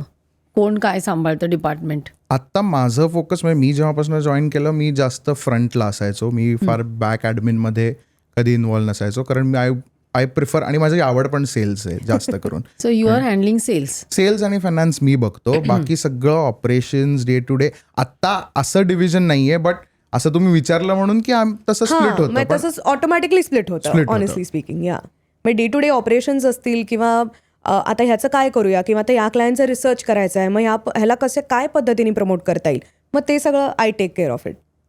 पण तू आता पुण्यात आहेस? मी पुण्यात आहे, हो. आणि तू ठाण्यात आहेस? मी ठाण्यात असतो. येस. मग तुम्ही म्हणता दोघे भाऊ बहीण? म्हणजे भाऊ बहीण तर हो ते तर म्हणजे पार्सल ऑफ लाईफ. ती ताई आहे तुझी, हो. त्यामुळे ती तुला डॉमिनेट करत असणार. नाही, आम्ही दोघं मिळून लोकांना करतो सध्या असं झालंय. कारण आणि ऑफिसेस मल्टिपल असल्यामुळे. हा एक सिंपल प्रश्न आहे. हो ऐकतो. म्हणजे जिकडे अगेन तसं नसतं, बोथ वेज असतं ते. म्हणजे बिझनेसचं काही डिसिजन असेल तर आम्ही दोघं डिस्कस आउट करतो की काय केलं पाहिजे, किंवा माणसं इन्व्हॉल्व आपलीच सगळी, म्हणजे टुगेदर वी ग्रो परत आपलीच माणसं इन्व्हॉल्व असतील तर ह्याच्यात चांगला निर्णय कुठचा होईल जो सगळ्यांना बेनिफिशियल असणार आहे. सो मग तसा आम्ही दोघंही मिळून निर्णय घेतो. पर्सनल लाईफमध्ये जनरल आम्ही दोघं हा काय रे असं हे वॉट एव्हर. नाही, आणि आधीपासूनच मला वाटतं की अशी पद्धत होती की एक आजोबांचं एक चांगलं म्हणजे की एक दिवसातलं 1 meal the entire family has to have together. म्हणजे डिनर आम्ही सगळे एकत्र जेवायचो. कधीही म्हणजे मला किती उशीर होत असेल, कोणाला उशीर असेल, सगळे थांबणार. आणि काय थ्रू आउट द डे काय झालंय बाबा, आणि अगदी छोटे डिसिजन की सुमुख कुठच्या कॉलेजमध्ये जाईल, त्यांनी जायचं की नाही, हे आम्ही सगळे एकत्रित बसूनच निर्णय घेतलेले आहेत. छान आहे ना ते. हो. त्यामुळे तुम्ही दोघं बऱ्यापैकी तुमची विचारसरणी पण ती त्याच एका मुशीतनं तयार झाल्यामुळे बऱ्यापैकी तुमचं अलाइनमेंट आहे मला वाटतं, नाही का? मग आता पुढचे प्लॅन्स काय आहेत? कारण इतक्या तरुण वयामध्ये एवढं सगळी झेप घेणं, आणि मला असं वाटतं तुमची आता जी महाटेक आहे खूप मोठं आहे ना ते, त्याच्याबद्दल जरा सांग ना. महाटेक आता महाटेक एवढं मोठं, ते पुण्याला आहे ना? ते पुण्याला आहे. 6 ते 9 फेब्रुवारी 2025 पुण्यात आहे ते महाटेक. म्हणजे जसं गौरीने सांगितलं, ट्रेड एक्सपो आपण चालू केलं तेव्हा अगदी असं नंबर्समध्ये जर टू पुट इट 70 ते 80 पार्टिसिपंट्सनी चालू केलं, जे आमचेच क्लायंट होते 2004 साली. अच्छा, 4 साली. आणि आत्ता ते 450 प्लस झाले. तिकडे 4 दिवसात व्हिजिटर्स जे येतात ते 20,000हून जास्त असतात. म्हणजे पर डे 5,000हून जास्त व्हिजिटर फक्त तिकडे येतात. आणि हे सिरियस व्हिजिटर्स येतात, म्हणजे हे नुसते Business visitors. हां. म्हणजे आता आमच्याकडे असं झालंय, मी मगाशी जस्ट येताना आम्ही डिस्कस करत होतो की लोक प्लॅन करून यायला लागले की बाबा 2 दिवस महाटेकला जायचं, मग आता पुण्याला जायचं, पुण्याची फ्लाईट घ्यायची, म्हणजे बेंगलोर चेन्नई इकडनं जे व्हिजिटर्स येतात अच्छा, ते पूर्ण ऑल ओव्हर भारतात इंडिया, येतात. All over India. आता ह्या वर्षी एक चांगली गोष्ट अशी की आता चायनातनं विजा भारत देत नाही. India doesn't provide them. So मला यावर्षी आमचे एक चायनाहून पार्टिसिपंट येणार आहेत. म्हणजे त्यांची कंपनी आहे, तर त्यांच्या एका मार्केटिंग मॅनेजरला यायचं. So we were asked to send a letter की तुमच्या एक्झिबिशनकडनं आम्हाला प्लीज एक लेटर मिळेल हे का. उलट आहे, म्हणजे आपण चायनात जातो त्यावेळी चायनीज आपल्याकडे येणार आहेत. Truly dominating. आता जपानहून माझ्याकडे एक कंपनी येते आणि ऑल थ्रू मेल. त्यांना महाटेकची माहिती मिळाली, त्यांनी मला मेल केली की आम्हाला यायचं आहे. माझ्या टीमने रिप्लाय केला. आम्ही कोणाशीही बोललेलं नाही, it is only through mail आणि दे आर कमिंग. मग गेले काही वर्षात तो एक आम्हाला खूप बदल हे झाला की कोविडमध्ये थोडं इम्पॅक्ट पडला, कारण फिजिकल मीटिंग्सच बंद होत्या. पण 2022मध्ये we were the only exhibition to exhibit. बाकी कुठचंही एक्झिबिशन सगळ्यांनी बॅकआउट केलं. आम्ही म्हटलं नाही, आपण करायचं. आणि त्याचं आम्हाला आज फॉर्च्युनेटली दॅट रिस्क इज. आम्ही एक खूप इंटरेस्टिंग गोष्ट करतो महाटेकमध्ये. आम्ही त्याला म्हणतो वेंडर डेव्हलपमेंट मीट. ह्या ज्या पब्लिक लिमिटेड कंपनीज असतात त्या इन्व्हॉल्व्ह असतात ह्या 4 दिवसाच्या प्रोसेसमध्ये. आणि हे जे MSMEs किंवा SMEs आपण जे म्हणतो, तर त्यांची आणि ह्यांची भेट आम्ही घडवून देतो. म्हणजे जिथे एक साधा म्हणतो MIDC मधला एखादा चांगला उद्योजक आहे आणि तो म्हणतो, सर मला आज ह्या कंपनीकडे जायचं असेल तर मला 100 मेल पाठवायला लागतात, कोणाकडे पोचायचं, कोणाशी बोलायचं हे कळत नाही. तर महाटेकमध्ये आम्ही त्यांना प्लॅटफॉर्म उपलब्ध करून देतो की तुम्ही या. पब्लिक लिमिटेडचे परचेस मॅनेजर्स जे आहेत ते सगळे 4 दिवस आहेत तिथे, तुम्ही बसा, त्यांच्याबरोबर बोला. हे कम्युनिकेशनच तुमचं सगळं हे होऊन जातं आणि समोरासमोर तुम्हाला ऑर्डर्स मिळतात. आणि हे गेले 3-4 वर्ष करतोय आणि या लिमिटेड कंपनीज परत हॅपीली आमच्याकडे येत आहेत, कारण त्यांना कळतं की Mahatech is giving us that kind of interest. आता मागच्याच वर्षी एका कंपनीनं आम्हाला सांगितलं, आम्ही 33 वेंडर्स शॉर्टलिस्ट केले, 17 लोकांकडनं ॲक्च्युली प्रोक्युअरमेंट झालेली आहे. केवढा बिझनेस जनरेट होतोय. येस, भरपूर. म्हणजे मला असं वाटतं तुमचं जे एक कॉन्ट्रीब्युशन म्हणता येईल ह्याच्यामध्ये ते असं आहे की प्रचंड प्रमाणात तुम्ही लोकांसाठी जनरेट करताय बिझनेस. मग आता पुढचं गोल काय आहे? पुढचं गोल सगळ्यात मोठं तर आता नवीन आम्हाला असं झालंय, म्हणजे आपण पोस्ट कोविड सगळ्यांचं बिझनेसचं हे बदललंय. आता एक्सपोर्ट. सगळ्या माझ्या क्लायंट्सला जे एक्सपोर्ट करायचं आहे त्यांच्याबरोबर काम करणं आणि त्यांना भारताबाहेर थ्रू घेऊन जाणं किंवा डिजिटली त्यांना भारताबाहेर घेऊन जाणं, हा आमचा पुढचा सगळ्यात हे आहे. कारण जसं म्हटलं तसं हा पेशन्सचा गेम आहे. बरेच 4-5 वर्षाआधी माझ्याकडे लोकांनी अगदी छोटीशी सुरुवात केलेली आहे, पण आता त्यांना ती ग्रोथ दिसतीये, ते फ्युचर दिसतंय आणि ते तसंच आता आम्हाला पुढे वाढवायचं आहे. महाटेक पुढे अजून ग्रो करायचं आहे. सो ही 2 मोठी गोल्स आमच्या डोळ्यासमोर आहेत. आणि दरवर्षी एकदा भरतं महाटेक? दरवर्षी एकदा भरतं. यावर्षी आम्ही अजून एक चालू केलं, आम्ही वाशीमध्ये पण चालू केलं. कारण आम्हाला पुण्याचा आता एक हॅपी प्रॉब्लेम असा आहे आम्हाला की जागा कमी पडते की त्यामुळे आता आम्ही वाशीत पण एक त्याचंच ट्विन एक्झिबिशन सुरू केलं आहे, सेम कॉन्सेप्ट आणि पूर्ण सेटअप तसाच आपण हे केलेला आहे. सो नेक्स्ट इयर म्हणजे आता याच वर्षी 25 फेब्रुवारी इज पुणे आणि 25 डिसेंबर इज इन वाशी. आणि बिझनेस वाईज जो ग्रोथचा प्रश्न, जस्ट टू ॲड ऑन की आता जे 4,000 कस्टमर आहेत यांना 10,000ला कसं नेणं, that is the biggest, that is my हे की सेल्समधून अजून लोकांना जॉईन करून देणं. आणि मला हे एक बिलीफ आहे की आम्ही 100% लोकांना हेल्प करू शकतो to scale your business. So take that in आणि एक्सपोर्ट करायचं. आणि महाटेकला अजून म्हणजे माझं एंटायर आमचं त्या दिवशी गौरी आणि माझं तेच बोलणं झालं की एक वेळ अशी आपल्याला हवे नेक्स्ट 10 इयर्समध्ये की लोक इंटरनॅशनल फ्लाईट्स म्हणजे अगदी सगळे हॉटेल्स रिझर्वड आहेत का बाबा महाटेकला जायचंय, की महाटेकच्या बसेस निघू दे. आणि आत्ता ॲक्च्युली तसं होतं. म्हणजे उदय सामंतजी आलेलं मागच्या वर्षी एक्झिबिशनच्या इनॉग्रेशनला, तर त्यांनी एक आम्हाला छान सांगितलेलं की ब्रिज लागला की महाटेकमुळे झालंय, कारण सगळीकडे तुमचेच पोस्टर आहेत. So that is the goal की त्या लेवलवर आपल्याला आज न्यायचं आहे. आणि जसं आम्हाला टुगेदर वी ग्रो, आम्हाला सगळ्यांना घेऊन पुढे जायचं आहे. म्हणजे जसं पूर्वी एक मध्ये होतं की स्टार्टअप आपल्याला सगळीकडे ऐकू यायचं आणि स्टार्टअप तर काय फक्त मोबाईल ॲप्लिकेशन किंवा फक्त हे. असं नाही राहिलं. आता मॅन्युफॅक्चरर्स आलेत त्याच्यामध्ये, नवीन नवीन बिझनेसेस येतात त्याच्यामध्ये. मग आता शार्क टँकच्याच ह्याच्यामध्ये इतक्या नवीन आयडियाज हो, आपण हो, हो. बघतो. सो आम्हाला त्यांच्याबरोबरही काम करण्यात इंटरेस्ट आहे आणि त्यांनाही पुढे एक्सपोनेन्शियली ग्रो करण्यात इंटरेस्ट आहे.